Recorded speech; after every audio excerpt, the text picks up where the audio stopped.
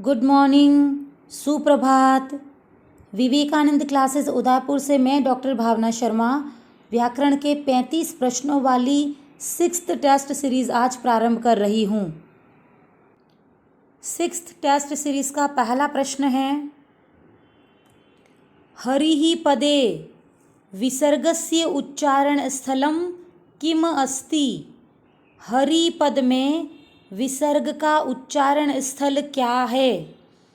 देखिए, सामान्यतया इस प्रकार के प्रश्नों में कोई भी स्टूडेंट विसर्गस्य उच्चारण स्थलम किम अस्ति इसको आधार मानकर उत्तर देता है और विसर्ग का उच्चारण स्थल अकुह विसर्जनीया नाम कंठः इस सूत्रानुसार कंठ को सही मान लेता है, तो वो ऑप्शन नंबर अ अर्थात कंठ को राइट कर देता है।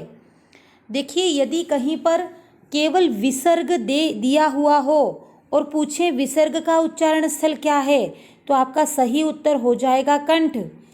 किंतु यदि विसर्ग किसी पद के साथ लगा हुआ है, देखिए यहाँ विसर्ग जो है वो हरि के साथ लगा हुआ है, तो यदि विसर्ग किसी पद के साथ लगा हुआ हो तो उस पद में स्थित अंतिम स्वर का उच्चारण स्थल ही विसर्ग का उच्चारण स्थल होगा। फिर से सुनेंगे, यदि विसर्ग किसी पद के साथ लगा हुआ है तो उस पद के अंतिम स्वर का जो उच्चारण स्थल है वही विसर्ग का उच्चारण स्थल होगा। यहाँ हरि पद दे रखा है और हरि पद में अंतिम स्वर ई है, तो यहाँ पर विसर्ग का उच्चारण हमने हरि ही किया है। यदि शब्द होता गुरु तो हम उच्चारण करते गुरुहु। यदि पद होता राम तो हम करते रामः। देखिए, हरि में ई पे जोर आ रहा है, गुरु में ऊ पे और राम में अ पे आ रहा है, तो ध्यान दीजिए, विसर्ग यदि किसी पद के साथ लगा हुआ है तो उस पद का अंतिम स्वर जो है उसका जो उच्चारण स्थल होगा वही विसर्ग का उच्चारण स्थल हो जाएगा। हरि पद के अंत में ई आ रहा है, ई का उच्चारण स्थल ईचू यशानाम तालु है, तो विसर्ग का उच्चारण स्थल भी यहाँ पर तालु हो जाएगा। तो क्वेश्चन नंबर फर्स्ट का सही उत्तर हो जाएगा तालु। ध्यान रखिए, कंठ नहीं होगा। नेक्स्ट क्वेश्चन है आपका क्वेश्चन नंबर सेकंड, पाणिनि मतानुसारम उच्चारण स्थानम कतिविधः।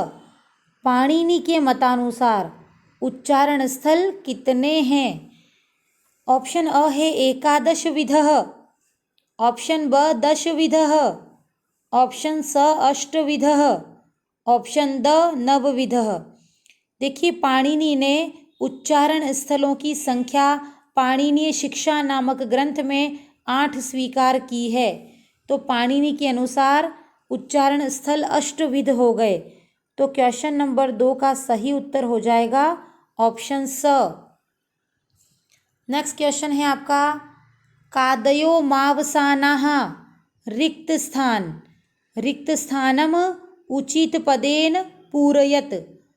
कादयो मावसाना रिक्त स्थान, इसमें उचित पद की पूर्ति करनी है। ऑप्शन अ है उष्माः, ऑप्शन ब है स्पर्शाः, ऑप्शन स है अंतस्थाः, ऑप्शन द है संयुक्ताः। क आदयो म अवसाना, इसका हिंदी देखेंगे, क आदयो अर्थात क से प्रारंभ होकर म अवसाना म पे खत्म होता है। यदि कोई पद क से प्रारंभ होकर फिर वो म पर ख़त्म होती है तो उसे क्या कहते हैं, ये हमसे पूछा गया है। क आदयो म अवसाना स्पर्शाः, ध्यान दीजिएगा, क आदयो म अवसाना स्पर्शाः अर्थात क से प्रारंभ होकर म पर अंत होने वाले पूरे वर्णों को स्पर्श व्यंजन कहेंगे। ध्यान दीजिए, 4 प्रकार के व्यंजन होते हैं, स्पर्श, अंतस्थ, ऊष्म एवं संयुक्त।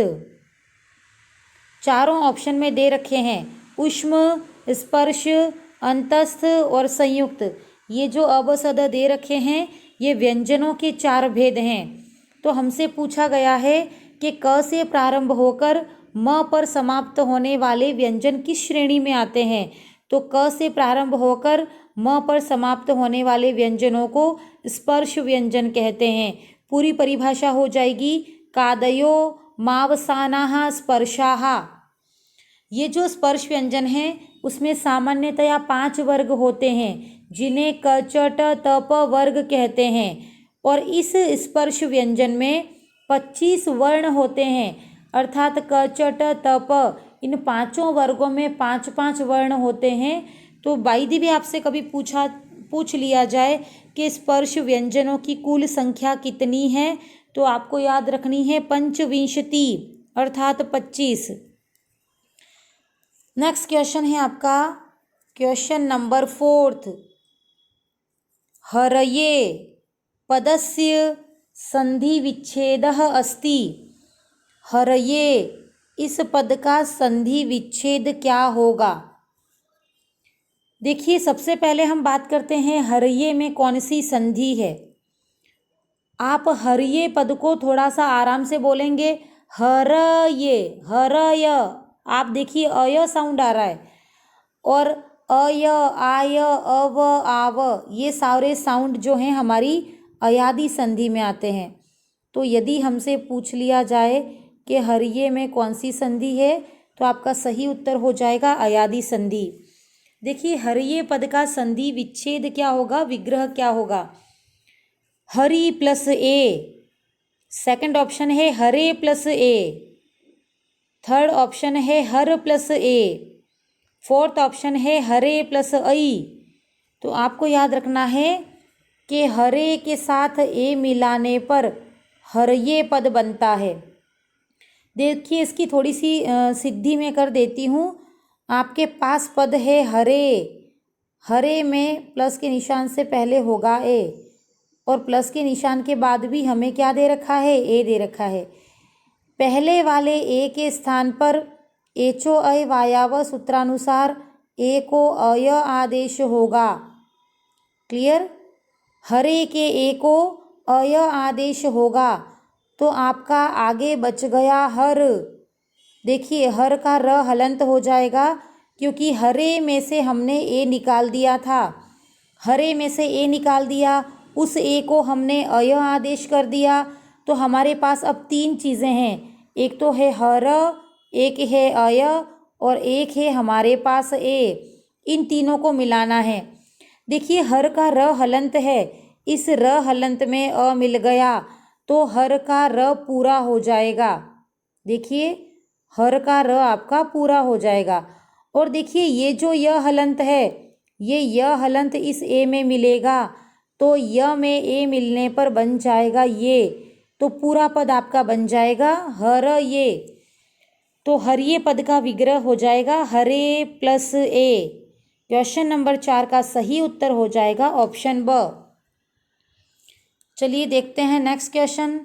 नेक्स्ट क्वेश्चन है आपका द्वावेव पदस्य संधि विच्छेदः किम। द्वावेव पद का संधि विच्छेद क्या होगा। देखिए, द्वावेव पद में हमें कौन सी संधि दिखाई दे रही है, पहले उसके बारे में बात करेंगे।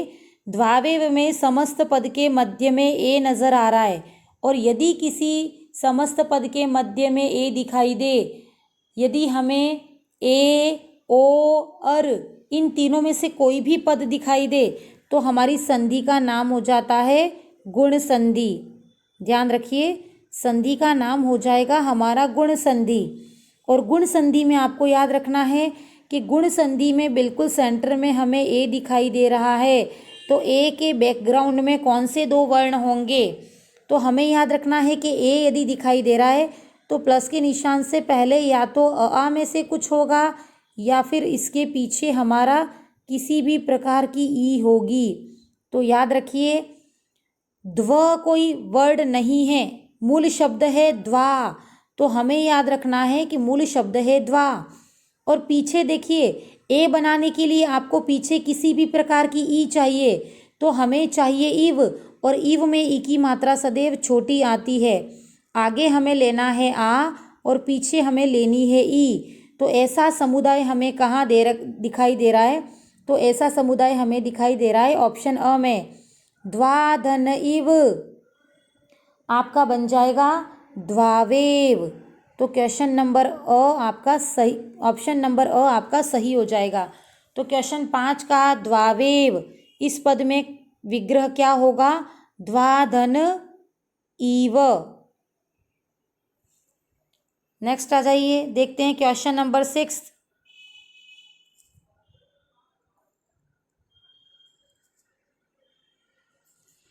क्वेश्चन नंबर 6 है, अधोलिखितेषु द्वितीया विभक्ति बहुवचने अशुद्ध रूपम स्यात्।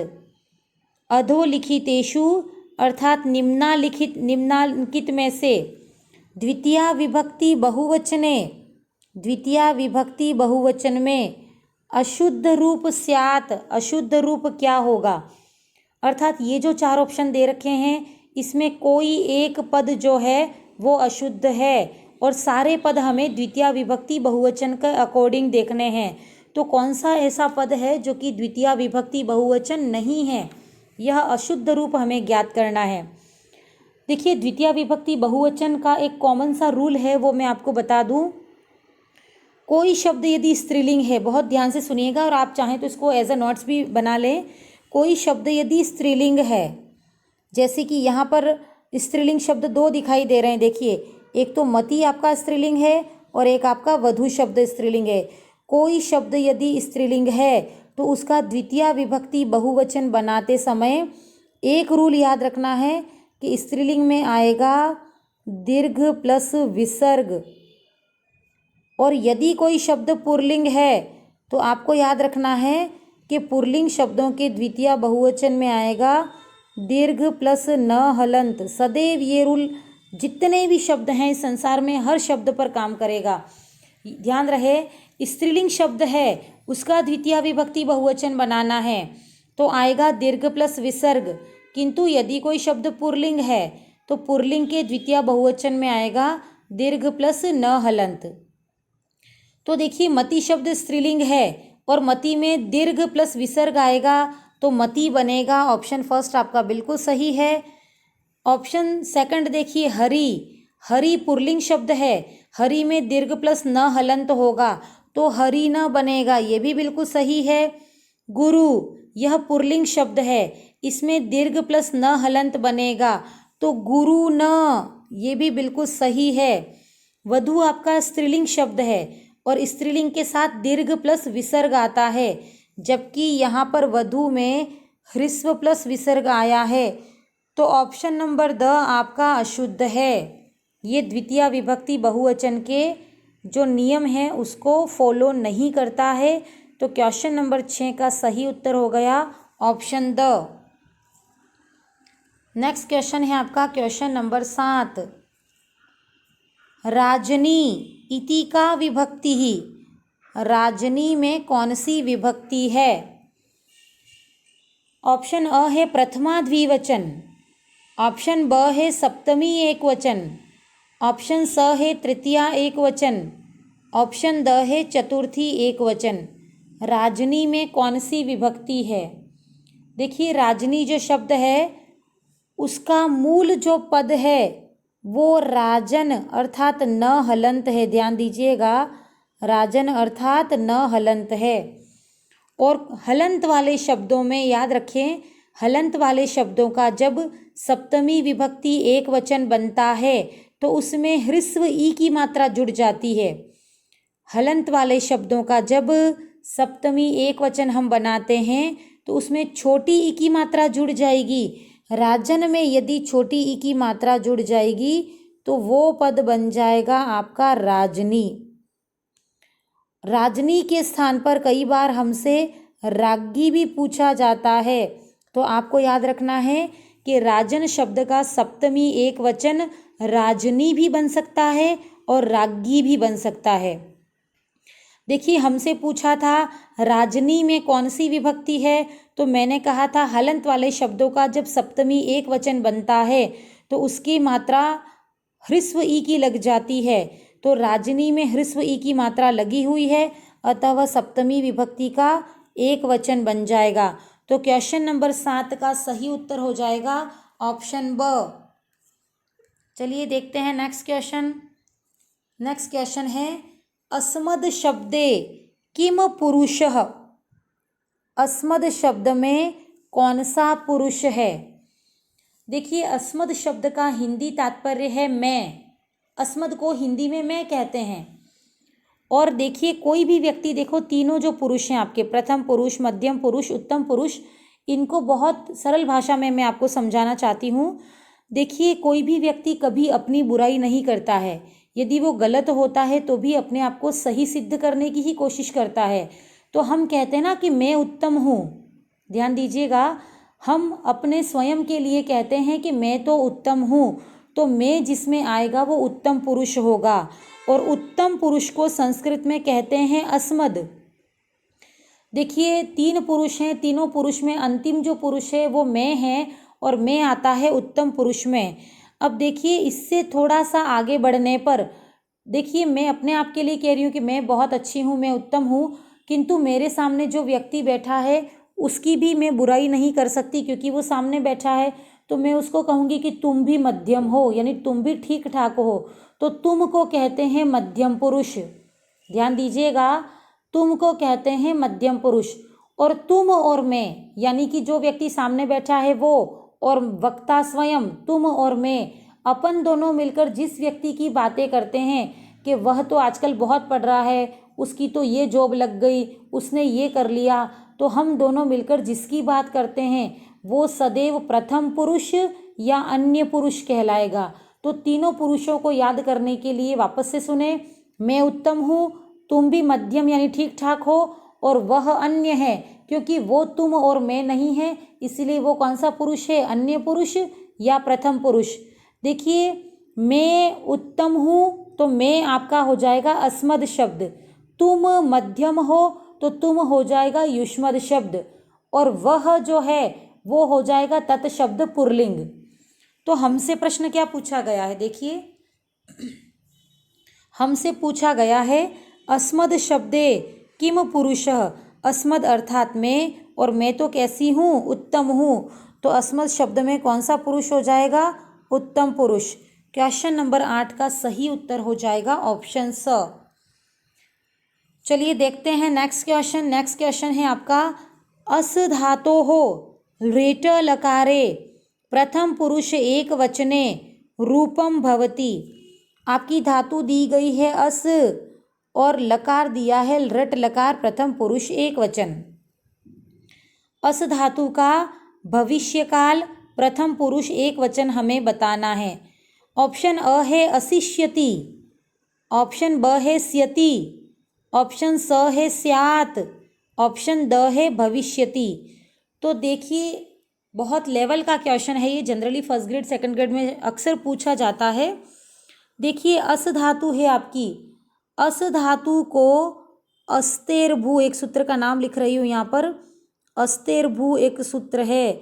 इस अस्तेर्भू सूत्रानुसार अस धातु के स्थान पर भू आदेश हो जाता है। कब, रेट लकार में।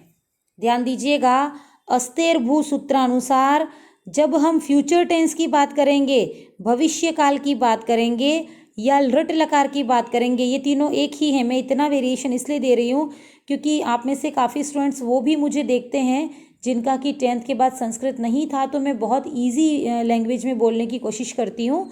तो आपका जो रट लकार है वही भविष्य काल है, वही फ्यूचर टेंस है।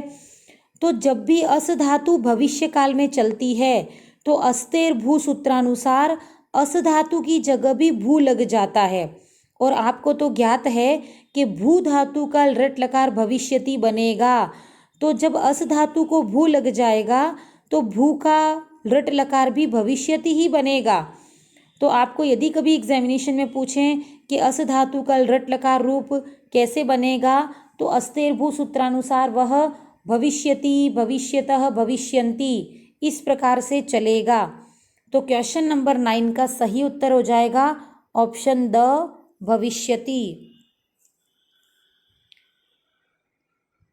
नेक्स्ट क्वेश्चन है आपका क्वेश्चन नंबर 10। रिक्त स्थान सह माता विद्यालयम गच्छति। रिक्त स्थान सह माता विद्यालयम गच्छति। देखिए कारक का एक तृतीया विभक्ति का सूत्र है सहयुक्ते अप्रधाने। इस सूत्रानुसार यदि किसी पद में सह दे रखा है तो आपको सदैव याद रखना है कि सह के आगे वाले पद में सदैव तृतीया विभक्ति होगी और सह के बाद वाले पद में सदैव प्रथमा विभक्ति होगी। तो देखिए यहाँ पर रमा शब्द के रूप दे रखे हैं। रमा माता के साथ विद्यालय जाती है या रमा के साथ माता विद्यालय जाती है। रमा शब्द की आपको यहाँ तृतीया विभक्ति भरनी है क्योंकि सह शब्द के आगे वाले पद में सदैव तृतीया विभक्ति आती है। रमा की तृतीया विभक्ति आपने याद कर रखी होगी। ऑप्शन अ है रमायई, ये आपकी चतुर्थी विभक्ति है। ऑप्शन ब है रमया, ये आपकी तृतीया विभक्ति है। ऑप्शन स है रमाभि, ये आपका तृतीया विभक्ति का बहुवचन है। ऑप्शन द है रमाया, ये आपकी पंचमी या फिर षष्ठी विभक्ति, दोनों में से कोई भी हो सकती है। तो देखिए हमें सहयुक्ते अप्रधाने सूत्रानुसार सह के पहले तृतीया विभक्ति भरनी थी, तो हमारा सही आंसर हो जाएगा रमया, तृतीया विभक्ति का एक वचन। रमया सह माता विद्यालयम गच्छति, अर्थात रमा के साथ माता विद्यालय जाती है। नेक्स्ट क्वेश्चन है आपका क्वेश्चन नंबर 11। अस्मद् शब्दस्य द्वितीया बहुवचन रूपम किम अस्ति। अस्मद् शब्द का द्वितीया बहुवचन रूप क्या होगा। ध्यान दीजिएगा, हमसे पूछा गया है अस्मद् शब्द का द्वितीया बहुवचन रूप क्या होगा। देखिए अस्मद् का तात्पर्य है मैं, अस्मद् का तात्पर्य है मैं, और मैं किस में आता है, उत्तम पुरुष में आता है। देखिए याद रखिएगा कि जितने भी सर्वनामक शब्द हैं वो सदैव तीनों लिंगों में प्रयुक्त होते हैं। फिर सुनिएगा, जितने भी सर्वनामक शब्द हैं वो सामान्यतया तीनों लिंगों में प्रयुक्त होते हैं, किंतु अस्मद एवं युष्मद अर्थात मैं और तुम, ये दो शब्द ही ऐसे हैं जो कि केवल पुल्लिंग में प्रयुक्त होते हैं। हमसे इस पुल्लिंग शब्द का द्वितीया बहुवचन रूप पूछा है, और इससे पहले वाले क्वेश्चंस में मैंने बता दिया था कि किसी पुल्लिंग का जब द्वितीया बहुवचन पूछा जाए तो आपको करना है क्या, दीर्घ प्लस न हलंत। देखिए दीर्घ प्लस न हलंत करने पर किसी पुल्लिंग शब्द का द्वितीया विभक्ति बहुवचन रूप आ जाएगा। अपने पास मूल शब्द था अस्मद, अस्मद में द हलंत है, इस द हलंत को एक बार के लिए हम इत संज्ञक मानकर हटा देते हैं। अपने पास अब मूल शब्द है अस्म, मूल शब्द है अस्म। अस्म को अपन दीर्घ करेंगे तो म का दीर्घ हो जाएगा माँ, और उसके साथ में लगाना है न हलंत, तो हमारा राइट आंसर हो गया असमान। अब देखिए असमान कहाँ दे रखा है, असमान दे रखा है ऑप्शन ब में भी और स में भी, लेकिन हमारा तो दीर्घ प्लस न हलंत था और न हलंत हमें दिखाई दे रहा है ऑप्शन स में।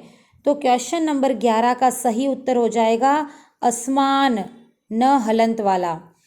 नेक्स्ट क्वेश्चन है आपका क्वेश्चन नंबर 12। अनादरे का विभक्ति, अनादर अर्थ में कौन सी विभक्ति होती है। देखिए कारक का एक सूत्र है षष्ठी च अनादरे, षष्ठी च अनादरे सूत्रानुसार यदि हमारी बातों से या हमारी क्रिया से किसी सामने वाले व्यक्ति का अनादर हो जाए तो जिस व्यक्ति का अनादर हुआ है उस व्यक्ति में षष्ठी विभक्ति एवं सप्तमी विभक्ति दोनों विभक्तियां प्रयुक्त हो सकती हैं। तो हमसे प्रश्न पूछा है अनादरे का विभक्ति स्यात्, अनादर में कौन सी विभक्ति होगी।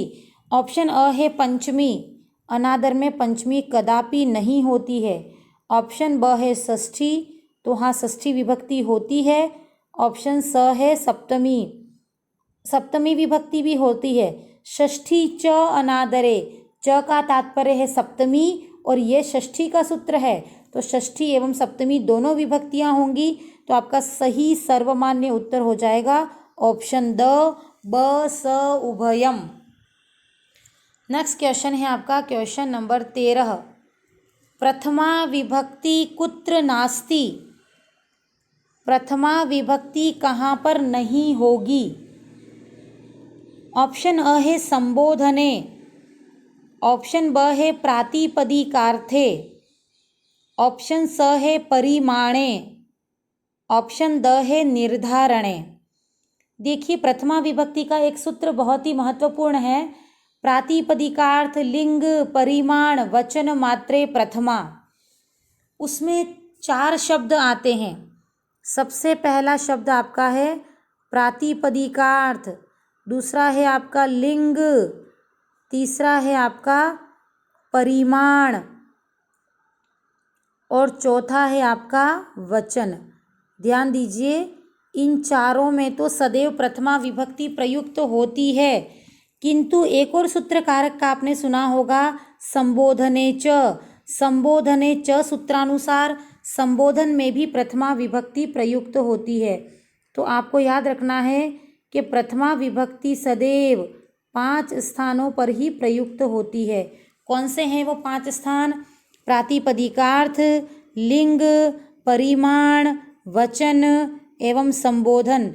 इन 5 स्थानों के अलावा कहीं भी प्रथमा विभक्ति प्रयुक्त नहीं होती है। तो देखिए ऑप्शन अ है संबोधने, बिल्कुल ऑप्शन अ बिल्कुल राइट है, संबोधन में प्रथमा विभक्ति प्रयुक्त होती है।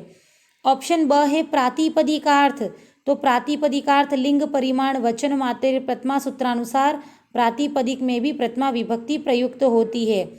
स ऑप्शन है आपका परिमाणे, परिमाण में भी प्रथमा विभक्ति प्रयुक्त होती है। ऑप्शन द है निर्धारणे। अब देखिए निर्धारण में आपकी प्रथमा विभक्ति प्रयुक्त नहीं होती है, क्योंकि निर्धारण तो आपका यतश्च निर्धारणे, यह सप्तमी विभक्ति के सूत्र में आता है और निर्धारण अर्थ में तो सप्तमी विभक्ति प्रयुक्त होती है, अतः प्रथमा नहीं होती। तो क्वेश्चन नंबर 13 का सही उत्तर हो जाएगा ऑप्शन द। नेक्स्ट क्वेश्चन है आपका क्वेश्चन नंबर 14। क्वेश्चन नंबर 14 है आपका अधोलिखितेषु शुद्ध वाक्यम निर्धारयत। निम्नांकित में से शुद्ध वाक्य को निर्धारित कीजिए। ऑप्शन अ है सह देवदत्तात् शतम जयति, वह देवदत्त से 100 रुपये को जीतता है। ऑप्शन ब है सह देवदत्ते शतम जयति, वह देवदत्त में 100 रुपये जीतता है। ऑप्शन स है सह देवदत्तस्य शतम जयति, वह देवदत्त का 100 रुपये जीतता है। ऑप्शन द है सह देवदत्तम शतम जयति, वह देवदत्त से 100 रुपये जीतता है। देखिए यदि किसी प्रश्न में लगभग चारों ऑप्शन समान लगे आपको, तो आपको शुद्ध वाक्य का निर्धारण करते समय कारक के नियमों की ओर जाना चाहिए। देखिए कारक के नियमों की ओर क्या होता है कि हमें कोई ना कोई विभक्ति या कोई ना कोई पर्टिकुलर एक पद मिलता है और उस पद के आधार पर विभक्ति का निर्धारण होता है। तो देखिए हमारा यहाँ पर हमें सारी जितने भी ऑप्शन दे रखे हैं उसमें देखिए जयति एक कॉमन धातु दे रखी है, जयति एक कॉमन धातु दे रखी है, जबकि सबके अंत में दिखाई दे रही है। जयति का मूल रूप है जी, जी अर्थात जीतना। देखिए अकथितम च सूत्र जो द्वितीय विभक्ति का है उसमें 16 धातुएं दे रखी हैं, दुह याच पच दंड, इस प्रकार की 16 धातुएं दे रखी हैं और ये 16 धातुएं द्विकर्मक धातुएं हैं। इन द्विकर्मक धातुओं का प्रयोग होने पर कर्ता और क्रिया इन 2 चीज़ों को छोड़कर 2 अन्य पद बचेंगे और उन दोनों में द्वितीय विभक्ति होगी। फिर सुनिएगा, यदि 16 द्विकर्मक धातुओं में से कोई भी धातु अंत में आ जाए तो दुह याच पच दंड रुध प्रच्छ ची ब्रू शास जी, जी अर्थात जीतना, जी आपकी द्विकर्मक धातु है। इस कारण कर्ता कर्ता अर्थात कौन, सह, और जयति अर्थात क्रिया। कर्ता और क्रिया के अलावा दो अन्य पद बच जाएंगे। उन दोनों पदों में हमें द्वितीया विभक्ति लगानी है, क्योंकि जी द्विकर्मक धातु है। अब देखिए दोनों जगह द्वितीया कहाँ लगी है। ऑप्शन द को देखिए, ऑप्शन द में देवदत्तम शतम, इन दोनों स्थानों पर द्वितीया प्रयुक्त हुई है। तो आपको याद रखना है कि द्विकर्मक धातु जहाँ भी आएगी वहाँ कर्ता और क्रिया को छोड़कर जो मध्य के दो पद हैं उन दोनों पदों में सदैव द्वितीया विभक्ति ही प्रयुक्त होगी। आपका ये जो अकथितम च सूत्र है ये वाक्य निर्माण की दृष्टि से, अशुद्धि संशोधन की दृष्टि से एवं कारक की दृष्टि से, तीनों दृष्टियों से बहुत ही महत्वपूर्ण है। मैं इन 16 धातुओं का एक पर्टिकुलर वीडियो भी बहुत जल्दी लाऊंगी, क्योंकि ये एग्जाम में आपको बहुत सपोर्ट करेगा। चलिए देखते हैं नेक्स्ट क्वेश्चन। नेक्स्ट क्वेश्चन है आपका क्वेश्चन नंबर 15। पितराणाम यज्ञे प्रयुक्तम पदम अस्ति। पितराणाम यज्ञे प्रयुक्तम पदम अस्ति, अर्थात पितरों अर्थात पूर्वजों का जब कोई यज्ञ किया जाता है तो उसमें कौन सा पद प्रयुक्त होता है। ऑप्शन अ है नमः। जितने भी व्यक्ति हैं, जैसे गुरु है या हमारे सम्मानीय जितने भी व्यक्ति हैं, उनको जब हम नमस्कार करते हैं तो नमः पद प्रयुक्त होता है। ऑप्शन ब है स्वधा। ध्यान रहिए, जितने भी हमारे पितर हैं या पूर्वज हैं उनके लिए जब हम कोई यज्ञ करते हैं तो हम पितरेभ्यः स्वधा ऐसा कहकर आहुति को अग्नि में डालते हैं। तो आपको याद रखना है कि पितरों के लिए किए जाने वाले यज्ञ में स्वाहा पद नहीं बोला जाता, वहाँ पर स्वधा पद बोला जाता है। और पितर हमसे पहले जितने भी लोग स्वर्गलोक में जा चुके हैं उनकी संख्या बहुत सारी होती है, हमें ज्ञात भी नहीं है कितने लोग हमारे पूर्वज हैं। तो पूर्वज शब्द सदैव बहुवचन में चलेगा। तो आपका मूल शब्द ऐसे बनेगा, ध्यान दीजिए, पितरेभ्यः अर्थात सारे पूर्वजों को, स्वधा अर्थात आहुति प्राप्त हो। तो आपका सही उत्तर हो जाएगा स्वधा। देखिए अंत में यहाँ स्वाहा भी दे रखा है। स्वाहा तो जितने भी देवता हैं उनसे संबंधित ही, हम यदि कोई यज्ञ करते हैं तो हम कहते हैं अग्नये स्वाहा, सरस्वत्यै स्वाहा, इंद्राय स्वाहा। तो देवताओं के यज्ञों में तो पद प्रयुक्त होगा स्वाहा, जबकि पितरों के यज्ञों में स्वधा नाम का पद प्रयुक्त होगा। नेक्स्ट क्वेश्चन है आपका क्वेश्चन नंबर 16।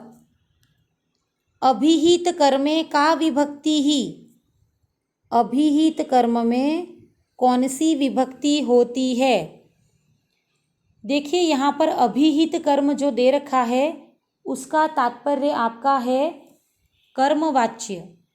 ध्यान दीजिएगा, कर्तृवाच्य, कर्मवाच्य, इस प्रकार के जो वाच्य होते हैं उसमें अभिहित कर्म को सामान्यतया कर्मवाच्य कहते हैं। आप चाहें तो आपकी नोटबुक में इसको लिख दें, बहुत ही महत्वपूर्ण जानकारी है ये। अभिहित कर्म को कर्मवाच्य भी कहते हैं।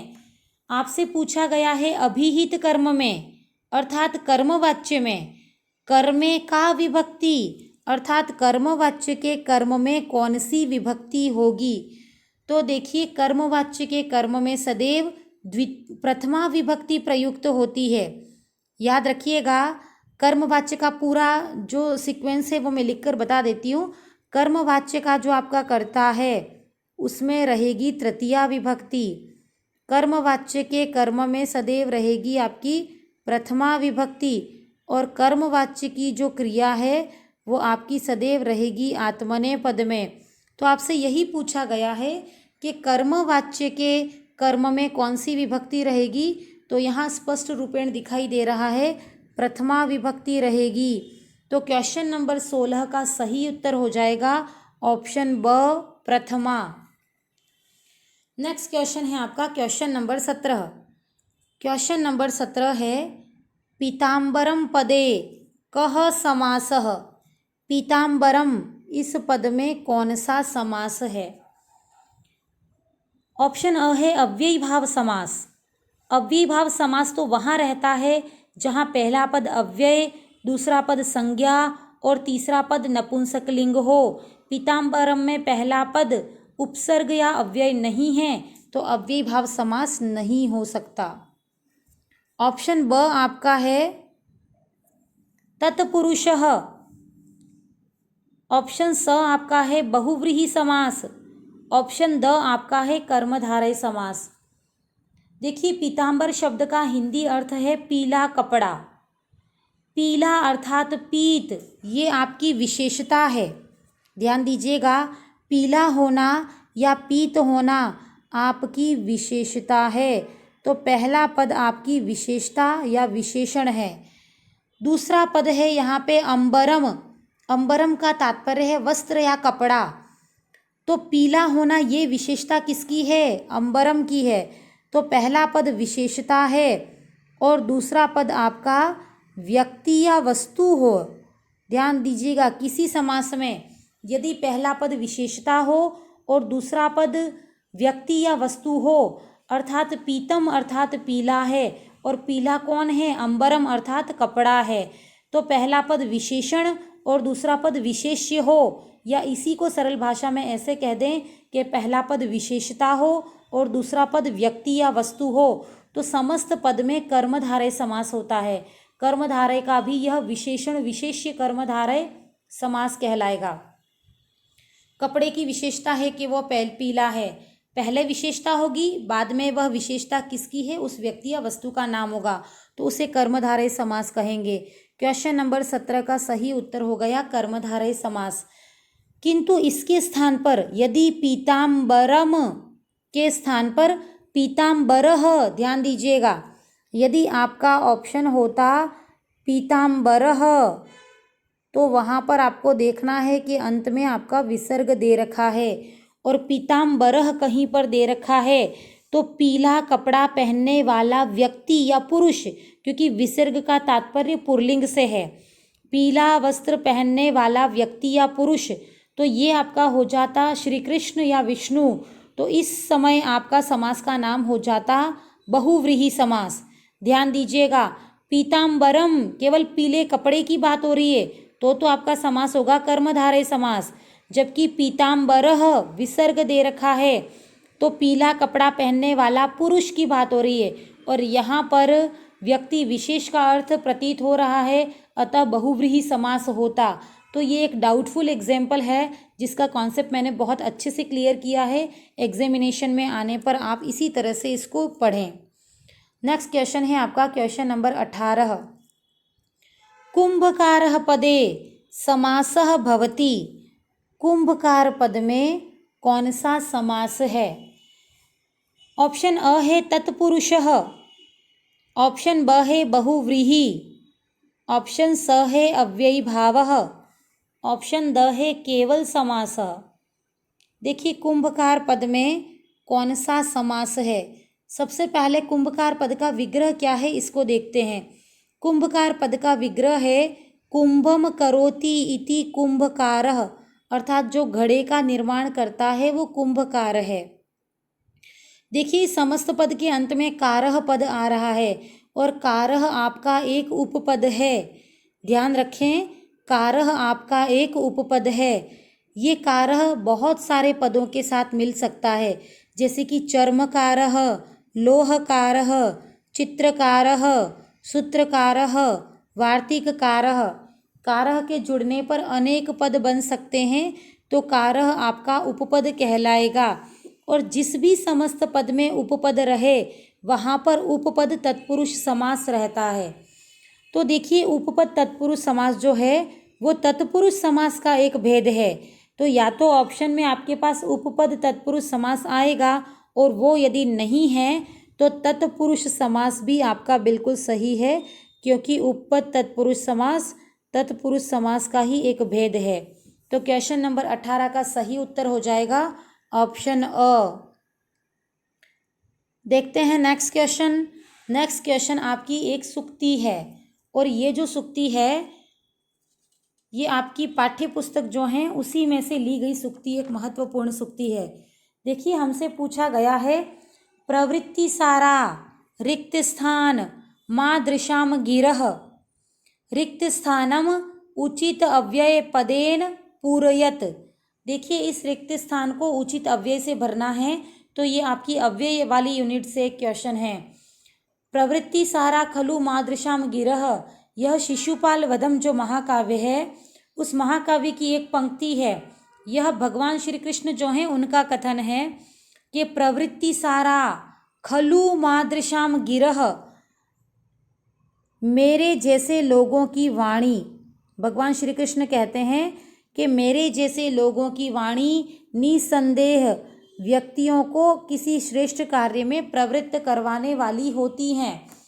तो प्रवृत्ति सारा खलु मादृशाम गिरह, ये सूक्ति इस प्रकार से पूरी होती है। ऑप्शन अ है नूनम, नूनम का तात्पर्य है निश्चित रूप से। ऑप्शन ब है सह, सह का तात्पर्य है साथ में। ऑप्शन स है मिथ्या, मिथ्या का तात्पर्य है झूठ या गलत।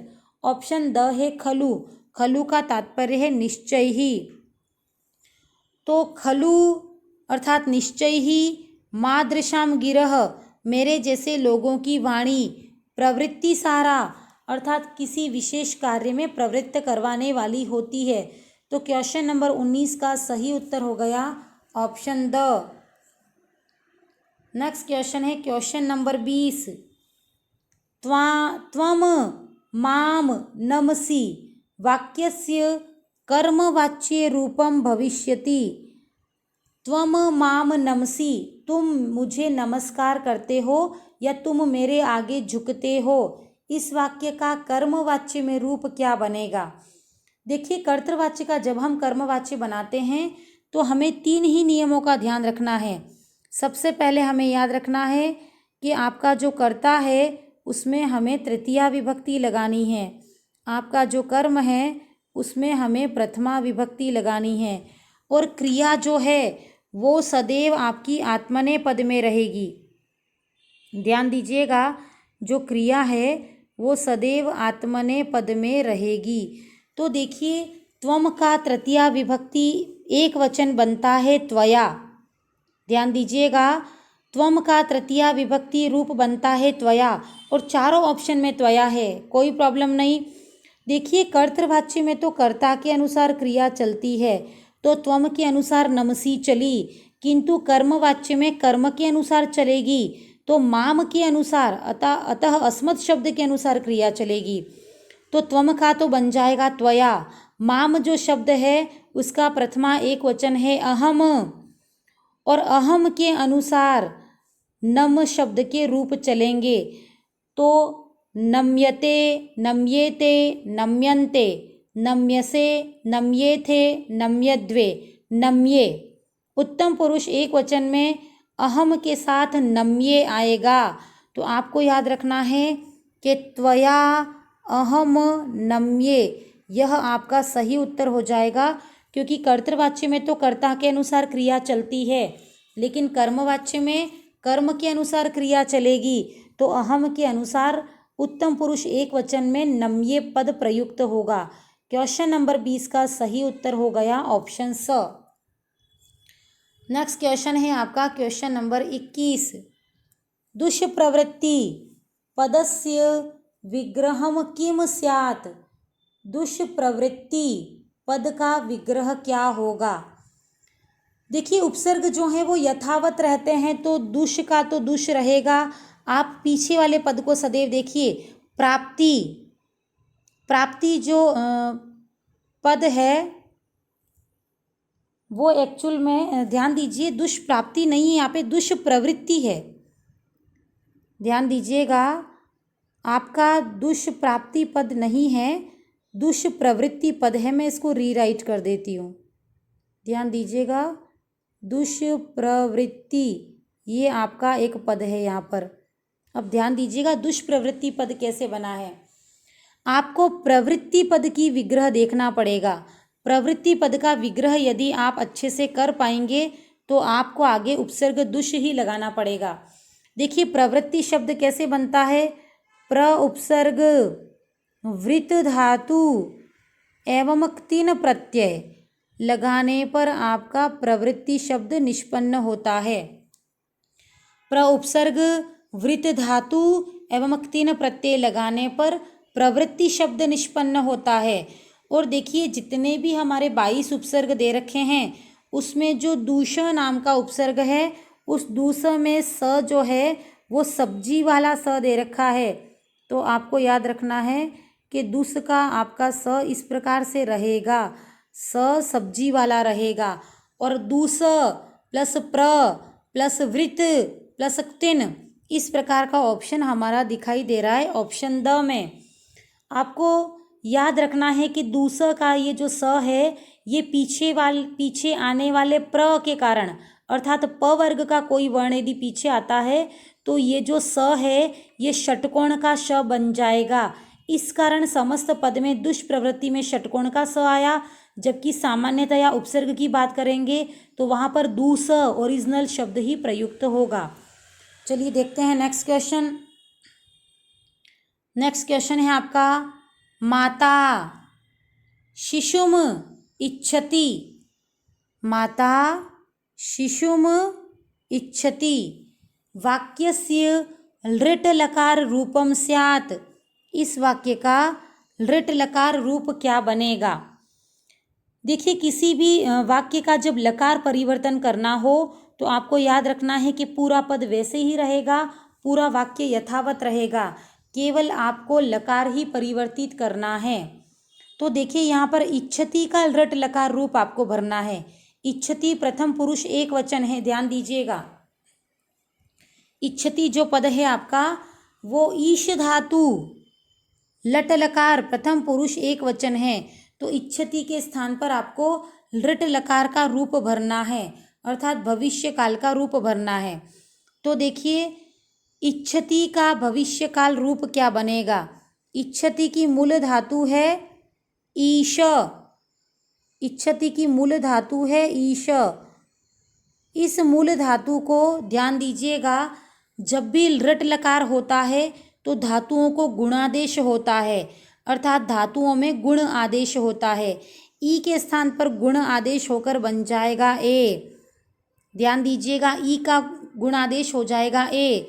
और लृट लकार में आपका सेठ अर्थात छोटी ई प्रयुक्त होती है, जैसे पठ है तो पठिष्यति, लिख है तो लेखिष्यति, गम है तो गमिष्यति। तो लृट लकार बनाते समय दो नियम विशेष रूप से याद करने हैं। एक तो आपको याद है कि मूल जो धातु है उसमें ई है या ऊ है तो उनको गुणादेश होगा, तभी तो लिख का लेखिष्यति बना, ली का ले बन गया। इसी प्रकार यहाँ ई का बन जाएगा ए। और आपने देखा है लेखी अर्थात ई आ रही है, तो यहाँ लृट लकार में सेठ भी प्रयुक्त होता है, सेठ का तात्पर्य है छोटी ई। तो आपका ई तो बन जाएगा ए और श पे लग जाएगी छोटी ई की मात्रा अर्थात सेठ।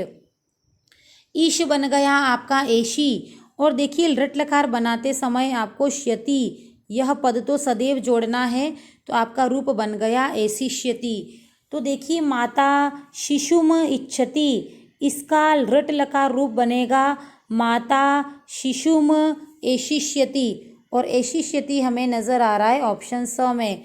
तो क्वेश्चन नंबर 22 का सही उत्तर हो जाएगा ऑप्शन स। नेक्स्ट क्वेश्चन है आपका क्वेश्चन नंबर 23। महाराजः जनकः दयालुः सज्जनः आसीत्, महाराज जनक दयालु और सज्जन थे। वाक्ये अस्मिन् कति विशेषण पदाः भवन्ति, इस वाक्य में कितने विशेषण हैं, ये हमसे पूछा गया है कि इस पूरे वाक्य में कितने विशेषण या कितनी विशेषताएं कर्ता की दे रखी है। तो देखिए कर्ता को सबसे पहले सर्च कर लेते हैं। हमारा कर्ता है जनक, राजा जनक। तो देखिए कर्ता तो है जनक, जनक की विशेषताएं कि वो तो महाराज हैं अर्थात महान राजा हैं, दूसरी विशेषता है कि वो दयालु हैं, तीसरी विशेषता है कि वो सज्जन हैं। महाराज जनक कोई नाम नहीं है, अपना कर्ता तो केवल जनक है, और जनक एक महान राजा हैं, महान राजा होना भी उनकी विशेषता है। तो महाराजः, दयालु और सज्जन तीन विशेषताएं हो गई, अतः जनक के तीन विशेषण यहाँ दे रखे हैं, अतः क्वेश्चन नंबर 23 का सही उत्तर हो जाएगा ऑप्शन ब। नेक्स्ट क्वेश्चन है आपका क्वेश्चन नंबर 24। उद्यमेन ही सिद्ध्यन्ति कार्याणि न मनोरथैः। उद्यमेन अर्थात मेहनत से ही, सिद्ध्यन्ति कार्याणि कार्य पूरे होते हैं, न मनोरथे अर्थात सोचने मात्र से नहीं। यह भी आपकी पाठ्य पुस्तकों से ली गई एक सूक्ति है। ये कई बार रिक्त स्थान की पूर्ति में भी पूछी जाती है। उद्यमेन ही सिद्ध्यन्ति कार्याणि न रिक्त स्थान, या फिर ऐसा भी पूछा गया है रिक्त स्थान ही सिद्ध्यन्ति कार्याणि न मनोरथे, और आपको रिक्त स्थान में उद्यमेन पद भरना था। देखिए हमारा क्वेश्चन यहाँ अलग तरह का है। हमसे पूछा गया है वाक्ये अस्मिन छंदो अस्ति, अर्थात इस वाक्य में कौन सा छंद है। देखिए किसी अनसीन लाइन से जब हम छंद छांटते हैं तो पूरी अनसीन लाइन में पूरे अक्षर कितने हैं, पूरे वर्ण कितने हैं, वो हमें सबसे पहले लिखना होता है। तो यहाँ पूरे वर्ण आप आराम से गिनिएगा, आपको आधे अक्षर नहीं गिनने हैं और हलंत नहीं गिनने हैं। ऐसा गिनने पर आपके पूरे वर्ण कितने आते हैं, देखिए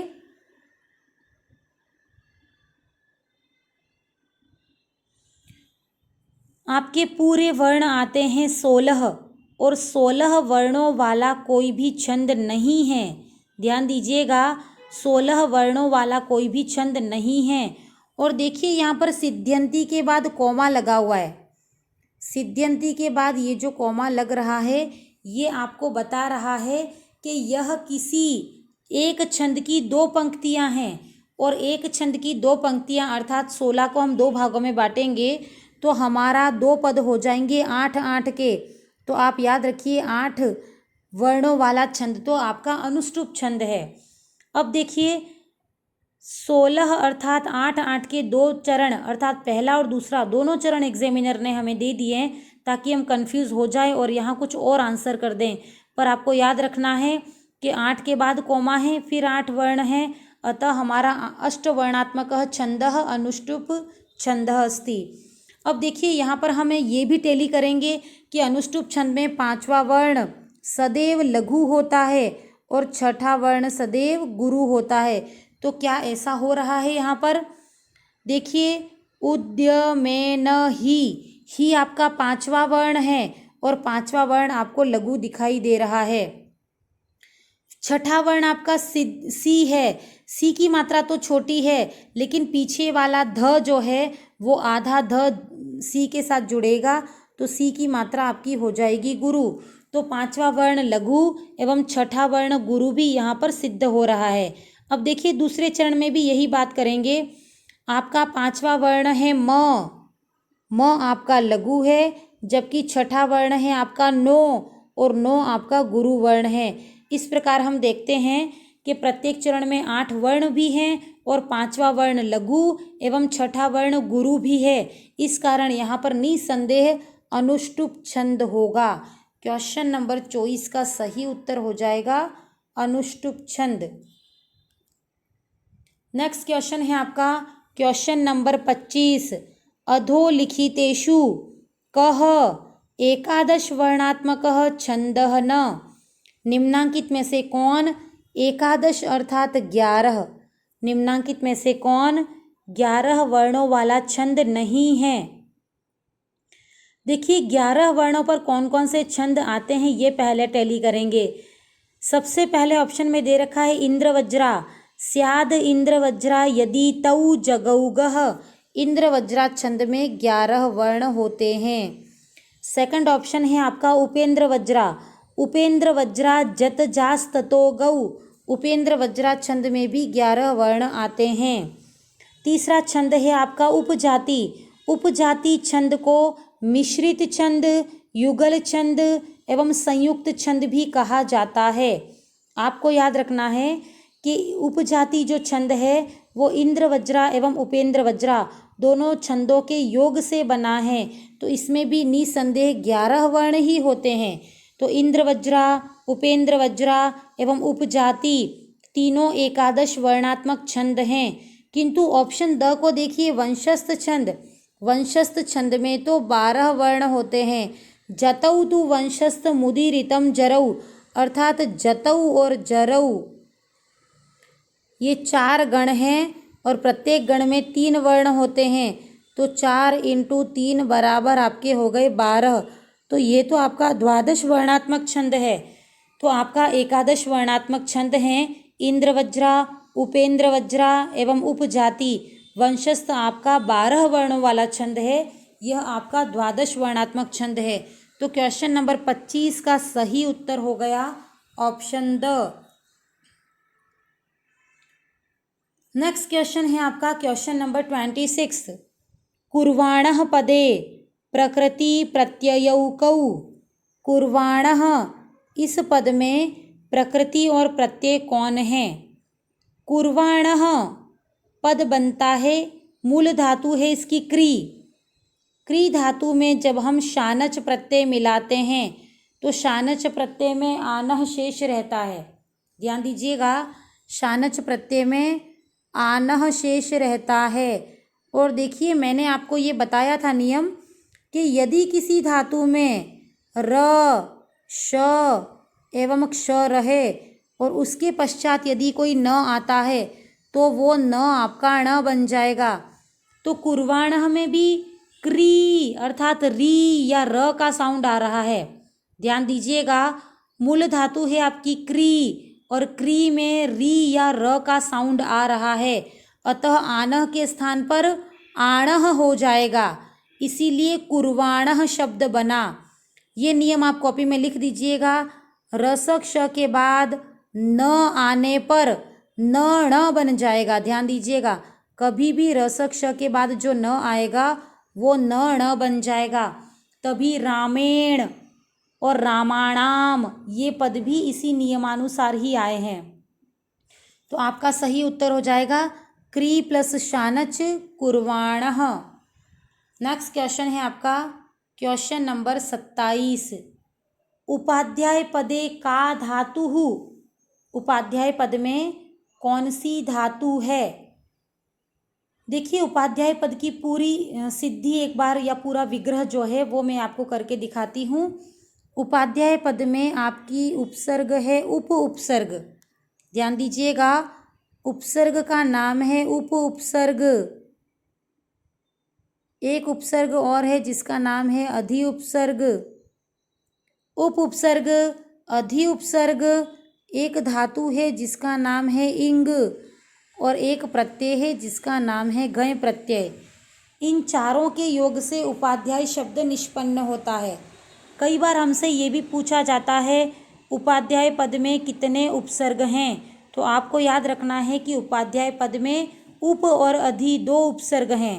कई बार हमसे प्रत्यय भी पूछा जाता है, तो समस्त पद के बिल्कुल लास्ट में अ के साथ विसर्ग ये साउंड रहेगा, तो आपके प्रत्यय का नाम हो जाएगा घय प्रत्यय। ध्यान रखिएगा, अ के साथ विसर्ग का साउंड आए तो प्रत्यय का नाम होगा घय प्रत्यय। उपाध्यायः, अह साउंड आ रहा है, अतः प्रत्यय का नाम घय प्रत्यय हो जाएगा। देखिए, हमें यहाँ पर धातु पूछी है और धातु में हम 2 धातुओं में सदैव कंफ्यूज रहते हैं। एक धातु का नाम है इंग और एक धातु है ई। ये जो धातु है इसका मूल रूप तो है इंग। इंग में अंग की इत संज्ञा हो जाएगी तो बाद में शेष रहेगा ई। तो आपकी ई धातु नहीं है, आपकी मूल धातु तो है इंग और इंग में ई शेष रहता है, जिसको एचो अय वायाव सूत्रानुसार। देखिए, सबसे पहले तो आपको पता है घय प्रत्यय जब लगता है तो अचोणिति सूत्रानुसार इस ए का हो जाएगा वृद्धि और ई की वृद्धि हो जाती है अई। ध्यान दीजिएगा, जहाँ पर भी घय प्रत्यय लगता है तो उसकी मूल धातु में वृद्धि आदेश होती है, तो ई की वृद्धि हो जाएगी अई और अई को एचो अय वायावह अर्थात अयादि संधि के सूत्र से आय आदेश होता है, अई को आदेश हो जाएगा आयः, इसीलिए उपाध्याय यह पद निष्पन्न हुआ। तो उपाध्याय पद में कौन सी धातु है? तो धातु का नाम है इंग। चलिए देखते हैं next question, question number 28। Question number 28 है दग्धुम पदे का धातुः भविष्यति। दग्धुम पद में कौन सी धातु होगी? देखिए इसकी पूरी सिद्धि भी मैं आपको करके बता दूं ताकि आपको एग्जामिनेशन हॉल में रट कर नहीं जाना पड़े। देखिए 4 ऑप्शन को एक बार पढ़ लेते हैं। दग्धुम पद की धातु क्या होगी? ऑप्शन अ है दग्ध, ऑप्शन ब है दह, ऑप्शन स है दुग्ध, ऑप्शन द है दूध। देखिए एक धातु का नाम है दह। दह अर्थात जलना। आपने सुना होगा रावण दहन, है ना। तो दह एक धातु है, इसके साथ तुमुन प्रत्यय लगाते हैं हम। दह धातु में जब हम तुमुन प्रत्यय लगाते हैं तो तुमुन प्रत्यय में आपको याद रखना है कि तुम शेष रहता है। तुमुन प्रत्यय में तुम शेष रहता है। आपको याद रखना है कि जब भी त से प्रारंभ होने वाले प्रत्यय पीछे रहें, ध्यान दीजिएगा, त से प्रारंभ होने वाले प्रत्यय जैसे कि क्त्वा, क्तवतु, तुमुन, क्तिन एवं क्त, जितने भी त से प्रारंभ होने वाले प्रत्यय हैं वो जब भी पीछे रहेंगे अर्थात प्लस के निशान के बाद यदि त रहेगा तो एक नियम है कि महाप्राण वर्ण हो जाएगा अल्पप्राण एवं त बन जाएगा ध। पूरा सुनेंगे, महाप्राण वर्ण तो बन जाएगा अल्पप्राण एवं त बन जाएगा ध। तो इस नियमानुसार तुम का त ध बन जाएगा तो ये बन जाएगा आपका धूम। ध्यान दीजिएगा, तुम तो बन जाएगा आपका धूम और ये ह जो महाप्राण है ये महाप्राण आपका बन जाएगा अल्पप्राण और ह वर्ण का अल्पप्राण स्वीकार किया गया है ग को, तो आपका दह का बन जाएगा दग। ध्यान दीजिएगा, ह का अल्पप्राण स्वीकार किया गया है ग को, तो दह के स्थान पे बन जाएगा दग और इस दग में जब धुम मिलेगा तो ये पूरा पद बन जाएगा दग्धुम। आपसे पूछा गया था दग्धुम पद में कौन सी धातु है, तो मूल धातु हो जाएगी दह। दह अर्थात जलना। तो क्वेश्चन नंबर 28 का सही उत्तर हो जाएगा ऑप्शन ब। नेक्स्ट क्वेश्चन है आपका क्वेश्चन नंबर 29। वृद्धोपसेविनः पदस्य विग्रहो अस्ति। वृद्धोपसेविनः इस पद का विग्रह क्या होगा? वृद्धोपसेविनः, देखिए मूल शब्द होगा यहाँ पे वृद्ध और संस्कृत में वृद्ध अर्थात अकारांत कोई पद लिखते हैं तो पीछे विसर्ग आता है, ध्यान रखिएगा। तो मूल शब्द तो आपका हो जाएगा वृद्ध और पीछे वाला पद आपका हो जाएगा उपसेविनः। वृद्ध प्लस उपसेविनः। यदि हमसे यहाँ संधि पूछी जाए तो प्लस के निशान से पहले हमें विसर्ग दिखाई दे रहा है, अतः संधि का नाम हमारा हो जाएगा विसर्ग संधि। देखिए विसर्ग को विसर्ग संधि में ओ आदेश होता है तो वृद्ध का जो विसर्ग है वो आपका बन जाएगा ओ, तो मूल पद बन जाएगा वृद्धो और पीछे वाला पद उपसेविनः जो है वो मिलकर वृद्धोपसेविनः बन जाएगा। इसी प्रकार मनः, धन, रथः, यहाँ पर भी विसर्ग को ही ओ हो रहा है तो मनोरथः पद बन रहा है। इसी प्रकार पुरः प्लस धा, पुरः का जो विसर्ग है वो ही ओ बन के पुरोधा बनाता है, तो वृद्ध का जो विसर्ग है वो ओ बन जाएगा तो वृद्धोपसेविनः यह पूरा पद बनाएगा। और यहाँ पर देखिए विसर्ग संधि है, ये भी हमसे पूछा जा सकता है। नेक्स्ट क्वेश्चन है आपका क्वेश्चन नंबर 30। पयोदर्पणे अत्र संधि अस्ति। पयोदर्पणे यहाँ पर कौन सी संधि है? देखिए पयस जो शब्द है, ध्यान दीजिएगा, मूल शब्द है आपका पयस।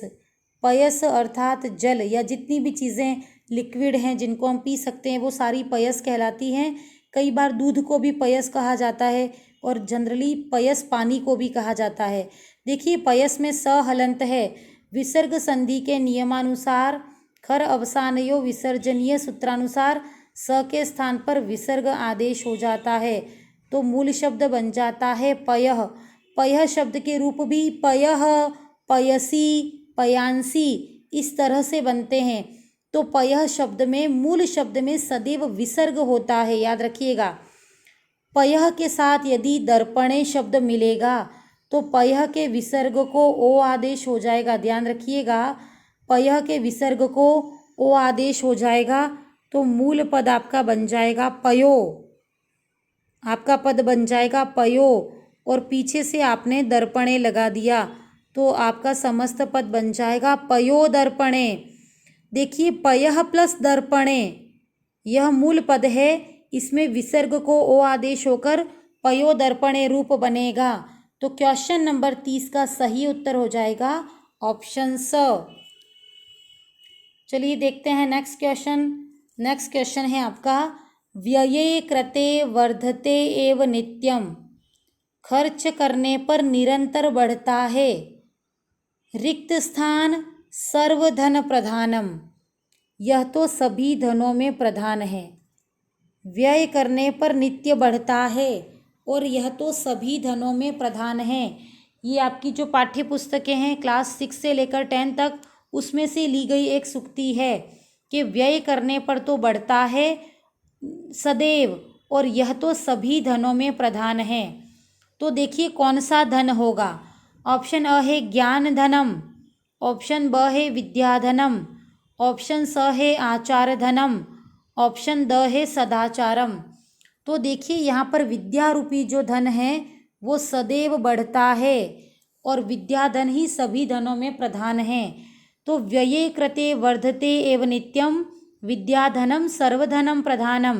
तो क्वेश्चन नंबर 31 का सही उत्तर हो जाएगा ऑप्शन ब विद्याधनम।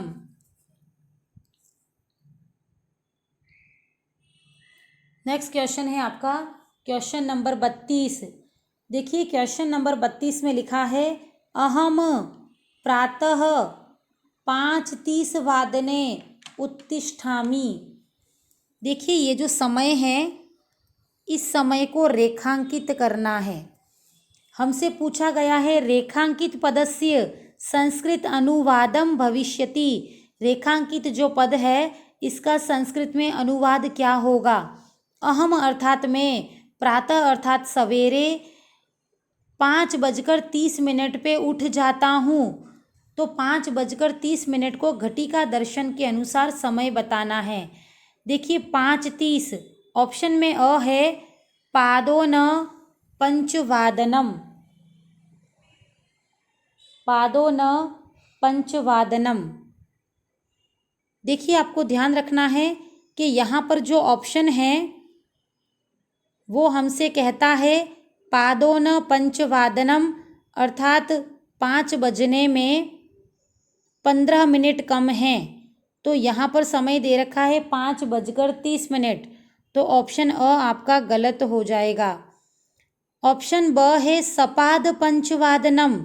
सपाद का तात्पर्य है 5:15, जबकि समय दे रखा है 5:30। तो ऑप्शन ब भी आपका गलत हो जाएगा। ऑप्शन स है सार्ध पंचवादनम। सार्ध का तात्पर्य है साढ़े। तो यहाँ 5:30 अर्थात 5:30 बजी हैं। तो क्वेश्चन नंबर 32 का सही उत्तर हो जाएगा सार्ध पंचवादनम अर्थात 5:30 बजी हैं। 5:30 को सार्ध पंचवादनम कहते हैं। तो क्वेश्चन नंबर 32 का सही उत्तर है ऑप्शन स। नेक्स्ट क्वेश्चन है आपका क्वेश्चन नंबर 33। क्वेश्चन नंबर 33 में कोई संख्या दे रखी है। ध्यान रहे इस संख्या के स्थान पर आपको 525 यह संख्या पढ़नी है। ध्यान दीजिएगा, आपसे पूछा गया है कि 525 संख्यायाः समुचित उत्तरम किम भविष्यति। 525 संख्या का समुचित उत्तर क्या होगा, अर्थात संस्कृत में 525 को क्या कहा जाएगा। देखिए फर्स्ट ऑप्शन है पादोन पंचशतम। पादोन पंचशतम का तात्पर्य है 475। पादोन अर्थात एक पाद कम है। देखिए पूरी संख्याओं की जब हम बात करें तो पूरी संख्या को हम कहते हैं 100 संख्या एक पूर्ण संख्या है। और इस 100 संख्या के यदि हम 25 की बात करें तो 25 को हम कहेंगे सपाद। यदि हम 50 की बात करें तो 50 को हम कहेंगे सार्ध। यदि हम 75 की बात करें तो 75 को कहते हैं पादोन। तो ये हमसे कहता है पादोन अर्थात एक पाद कम है पंचशतम अर्थात 500 में। 500 में यदि एक पाद कम है अर्थात एक पाद को कहते हैं 25। 500 में यदि 25 कम है तो वो 475 हो गया। तो ऑप्शन अ आपका बिल्कुल अशुद्ध है। दूसरा ऑप्शन है सपाद पंचशतम। सपाद को कहते हैं 50।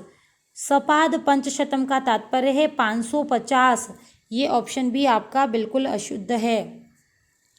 ऑप्शन स है पंचसप्तति अधिकम सपाद पंचशतम। सपाद का तात्पर्य है 25। तो 25 आपका बिल्कुल सही उत्तर हो जाएगा। सपाद पंचशतम को ही 525 कहते हैं। तीसरा ऑप्शन है आपका पंचसप्तति अधिकम चतुशतम। पंचसप्तति का तात्पर्य है 75 ज़्यादा है 400 पर। तो 475 ऑप्शन में नहीं दिया है। ऑप्शन द है पंचसप्तति उत्तरम चतुशतम। पंचसप्तति अर्थात 75 ज़्यादा है, चतुशतम अर्थात 400 पर। ये भी 475 की बात करता है। देखिए हमारा ऑप्शन है 525 और 25 को हम पूरी संख्या 100 के आधार पर 25 को हम कहते हैं सपाद। तो सपाद पंचशतम अर्थात 25 ज़्यादा है या एक पाद ज़्यादा है 500 पर। तो सपाद पंचशतम आपका ऑप्शन ब जो है वो आपका बिल्कुल शुद्ध उत्तर हो जाएगा। क्वेश्चन नंबर 33 का सही उत्तर है ऑप्शन नंबर ब। नेक्स्ट क्वेश्चन है आपका क्वेश्चन नंबर 34। ये सेकंड लास्ट क्वेश्चन है आपका। देखिए क्योंकि हमारी टेस्ट सीरीज जो है वो 35 प्रश्नों की है। क्वेश्चन नंबर 34 है अशुद्ध पदम किम भविष्यति। अशुद्ध पद क्या होगा। ऑप्शन अ है 42। 42 को द्विचत्वारिंशत और द्वाचत्वारिंशत कहते हैं क्या। तो हाँ बिल्कुल सही है। 42 को द्विचत्वारिंशत और द्वाचत्वारिंशत दोनों ही कहा जाता है। ऑप्शन ब है 43। 43 को त्रिचत्वारिंशत या त्रयचत्वारिंशत कहा जाता है क्या। तो हाँ बिल्कुल सही है। 43 को द्विचत्वारिंशत और द्वाचत्वारिंशत दोनों कहा जाता है। ऑप्शन स है 62। 62 को द्विषष्टि और द्वाषष्टि दोनों कहा जाता है क्या। तो हाँ ये भी दोनों कहा जाता है। ऑप्शन स भी आपका बिल्कुल सही है। किंतु आपको याद रखना है कि 82 अर्थात 82 को एक ही ऑप्शन से पुकारा जाता है। ध्यान दीजिएगा 42, 43, 62, 72 इन सब के लिए तो दो दो ऑप्शन अवेलेबल हैं। लेकिन 82 जो है उसको एक ही नाम से पुकारा जाता है और उसका एक ही नाम कौन सा है उसके बारे में अपन बात करेंगे। ठीक है चलिए देखते हैं। फर्स्ट ऑप्शन आपका है आपका ऑप्शन है 82। देखिए 82 को क्या कहते हैं। 82 को कहते हैं द्वि प्लस अशीति। ध्यान दीजिएगा 82 को कहते हैं द्वि प्लस अशीति। अब देखिए द्वि जो है उसमें इको यणची सूत्रानुसार द्वि के ई को य आदेश हो जाता है। द्वि में जो ई है उसको य आदेश हो जाएगा। देखिए द्वि के ई को जब य आदेश हुआ तो य हलंत होता है। और आपको याद रखना है कि द्वि में जो ई निकल चुका किसी भी व्यंजन में से जब कोई स्वर निकल जाएगा तो वो व्यंजन भी सामान्यतया हलंत ही रहेगा। ध्यान दीजिएगा इको यणची सूत्रानुसार द्वि के ई को यह आदेश हुआ तो यह हलंत ही होगा। और एक और बात सुने कि जब भी किसी व्यंजन में से स्वर निकल जाता है तो वो व्यंजन भी आपका हलंत ही रहता है। तो द्वि में से ई निकलने पर द्व भी आपका हलंत बचा। अब देखिए यह हलंत जब आपके अशीति के अ से मिलेगा तो वो य पूरा हो जाएगा और आपका रूप बनेगा यशीति।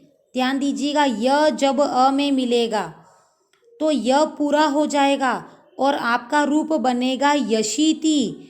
और आपका जो द्व है वो द्व आपका हलंत रह जाएगा। तो आपका मूल रूप जो है वो द्वयशीति बनेगा। मैं लिखकर बता देती हूँ कैसा बनेगा। आपका मूल जो रूप है वो द्वयशीति बनेगा। मैंने पहले भी क्वेश्चन में इसको क्लियर किया है, द्वयशीति। तो देखिए हमें अशुद्ध पद छांटना था, तो बरियासी के लिए द्वयशीति पद नहीं लिखा हुआ है। एक लिखा है द्वियशीति, ये भी गलत है, और एक लिखा है द्वयाशीति, ये भी गलत है। आपका पीछे वाला पद अशीति था, आगे वाला पद द्वि है, जो कि यण संधि के माध्यम से ई को य आदेश हुआ, तो आपका द्वयशीति बना। और याद रखिएगा द्वय में द आपका हलंत है, द जो आपका है वो हलंत है, तो आपका पद बना द्वयशीति। ये शुद्ध पद है, किंतु आपको अशुद्ध पद पूछा है, तो आपका क्वेश्चन नंबर 34 का अशुद्ध पद हो गया ऑप्शन द। चलिए देखते हैं इस टेस्ट सीरीज का अंतिम प्रश्न।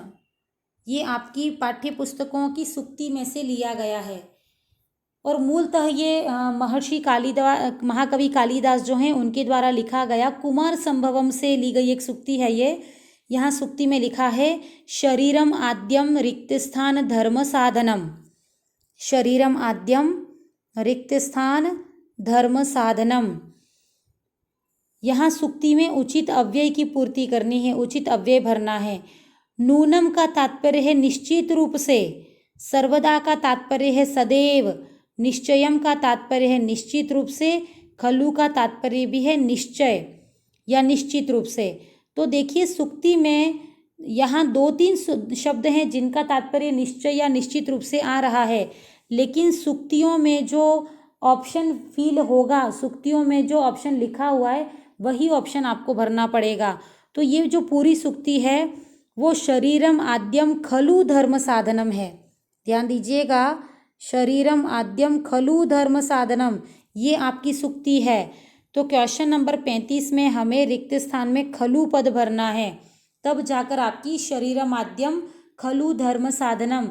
निश्चित रूप से शरीर ही धर्म का साधन है, अर्थात शरीर रहेगा हमारा तो ही हम साधना, उपासना, दान आदि कर पाएंगे, अर्थात हम धार्मिक कार्य कर पाएंगे। तो शरीर निश्चित रूप से धर्म का साधन है, यह इसका हिंदी तात्पर्य है।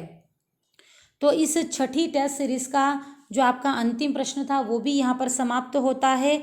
आशा है मेरे सारे वीडियो आपको पसंद आ रहे होंगे। आपके कमेंट बॉक्स में जो आप कमेंट्स लिखकर भेजते हैं मुझे, उसके लिए हृदय से आभार। आप पढ़ते रहिए, स्वस्थ रहिए और प्रसन्न रहिए। चलिए मिलते हैं नेक्स्ट वीडियो में, तब तक के लिए धन्यवाद।